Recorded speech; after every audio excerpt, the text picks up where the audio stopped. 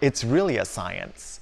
And by the time that a consumer walks into the store, everything's already been planned and programmed for them to actually buy.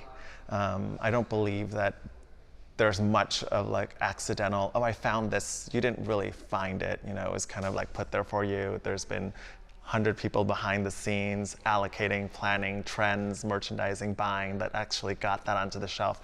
And it's a real science, and that's what I really like about it, that there is that creative element to it, all the marketing and the PR and all the things that go into just getting the customer through the threshold. But then what happens when he or she actually crosses the threshold? It's really about the people in the stores, you know, their training, how they're going to treat the customers. And that's the part I really enjoy.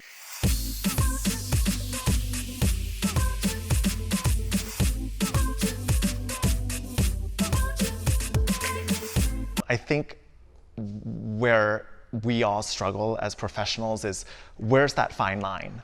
Because people in my generation, and I think it's still true even if you're in your teens and in your 20s, you need to go to a store to touch the product.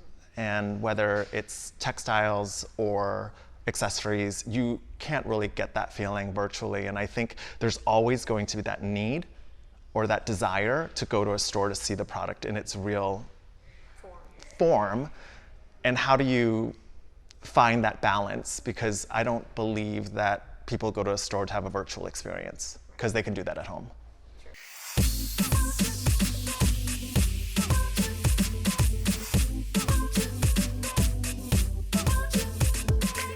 I think our biggest challenge is figuring out, okay, what is that technology piece without it being gimmicky or without it being technology for technology's sake? And what is it that we can do to really engage the customer? And, you know, I think there are certain hallmarks of physical brick and mortar that will never go away. The facade is very important.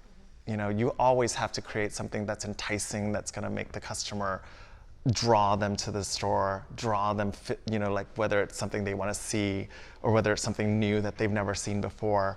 I think that's something that's never going to change.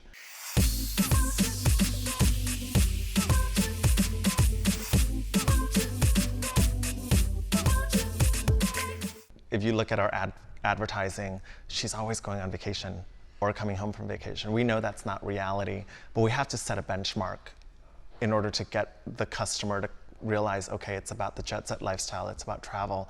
And then once you get her in, it's really about, okay, we've created this idea of what a world would be with you in it. Now, how do we incorporate you? How do we bring you in a way that's realistic with your price point or your budget and everything else that you have to balance in your life?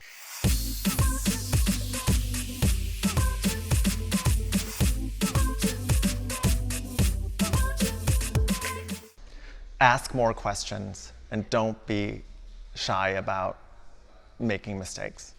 I think my generation of students was very cautious. I think we still had like real careers, you know, real majors. And I think as part of that, you're always like, okay, I got to get the grades and I have to get that first job. And I think there's less of a pressure to do that these days because there's just so many more opportunities that's outside the realm of a traditional job or profession or career. That's what I would have told myself.